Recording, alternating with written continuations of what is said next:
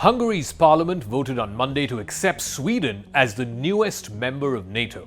This seals a major shift in the balance of power between the West and Russia, all of which was set off by the war in Ukraine.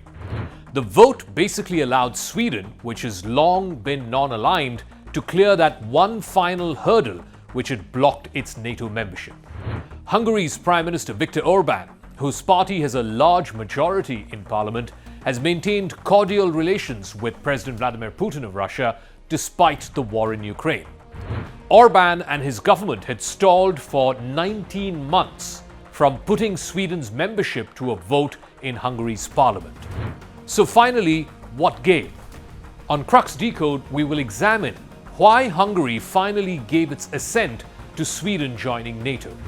We will also analyze what this means in the context of Russia versus NATO, now that all the Baltic countries bordering Russia will be part of the transatlantic alliance.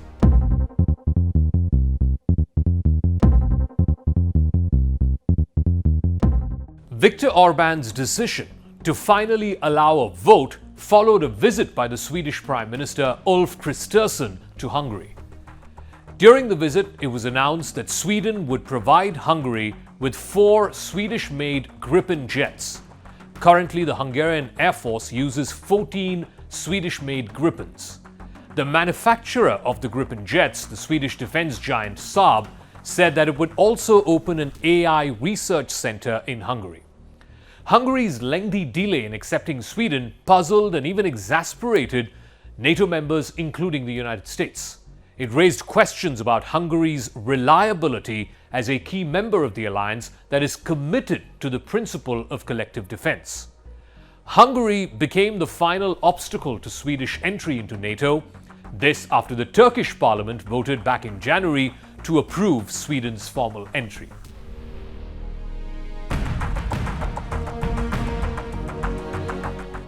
All other NATO members had approved Sweden's bid back in 2022, just months after Russia's invasion of Ukraine. Russia's full-scale war on Ukraine 2 years ago was an enormous shock to all of Europe. Used to 30 years of post-Cold War peace, they had imagined European security would never be threatened by Russia. They were hoping that Russia would become a more democratic country, something that would mainstream itself with continental Europe. Instead, what they got was a revisionist imperial war machine which, heeding to its insecurities regarding an expanding NATO, impinged into the sovereign territory of another country. The biggest shock out of this Russia-Ukraine war was in Finland, which of course shares a 1,300-kilometer-long border with Russia. It also has a fraught history of having lost numerous wars in the past to Moscow, most notably in 1939 at the start of the Second World War. Sweden, which has always remained neutral even during the Cold War, had dismantled 90% of its army and 70% of its air force and navy after the collapse of the Soviet Union. After the decision to go to war by Russia's President Vladimir Putin, both Finland and Sweden rapidly decided to apply to join the NATO alliance. This, in their view, was the only clear guarantee of collective defense against Russia. With Finland having joined last year, the Hungarian parliament finally approved Sweden's application this week. Now Putin finds himself faced with an enlarged and perhaps even a motivated NATO. And this was one of the exact reasons why he went to war in the first place, to stop what he called the ever-expanding NATO. But his actions seem to have had the opposite effect. NATO is now spending more money on defense. It's making more tanks, artillery shells, drones, fighter jets, you name it. It's also putting more troops on Russia's borders and has approved serious military budget in terms of 50 billion plus euros into Ukraine's war effort. But critics argue that some of this could be too little, too late. And the reason for this is sheer deterrence.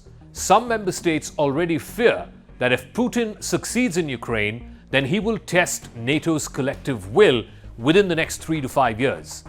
Any other country in Europe could be in his line of attack. But that's not the only reason. There's also a transatlantic reason. If Donald Trump were to be elected president later this year, that would cast serious doubts on the American commitment to come to the defense of its NATO allies. It could be the last thing that might tip the scales for Putin to test NATO's resolve. With Hungary finally voting for Sweden's accession to NATO, at last the pieces are finally falling into place for what is an enhanced NATO deterrent, both in the Baltic and in the North Sea. There will be greater protection on the front line for states like Finland, Norway, and all the other Baltic countries which border Russia, the likes of Estonia, Latvia, Lithuania. Once Hungary hands in a letter certifying its parliamentary approval to the US State Department, then Sweden will officially become the 32nd member of NATO. This is the first time that all countries surrounding the Baltic Sea will be part of NATO. It was Russia's full-scale invasion of Ukraine 2 years ago that pushed both Finland and Sweden into deciding to join NATO. Finland in particular has a long border, over 1,000 kilometers with Russia. It saw the most imminent danger from the war. The Swedes did as well, but they were also convinced, particularly on the political left in Sweden, that there was a sense of moral outrage that Russia, which is a permanent member of the UN Security Council, would seek to destroy a sovereign neighbor. With both Sweden and Finland together in NATO, it'll be much easier to bottle up Russian surface navy in the Baltic Sea. It'll also become easier to monitor the sea lanes of the High North. Russia still has up to 2/3 of its second strike nuclear weapons based in the High Sea. It is based in a place called the Kola Peninsula. So the new members, Finland, Sweden, and other Baltic countries, will help provide enhanced monitoring of what is a crucial part of Russia's military. Russia's fleet in Kaliningrad, that's on the Baltic Sea between Poland and Lithuania, is just 200 miles away, and so are its Iskander nuclear-capable missiles. NATO planners have long worried about how to support these Baltic countries if Russia were to seize the 40-mile gap called the Suwalki Gap that happens between Kaliningrad and Belarus.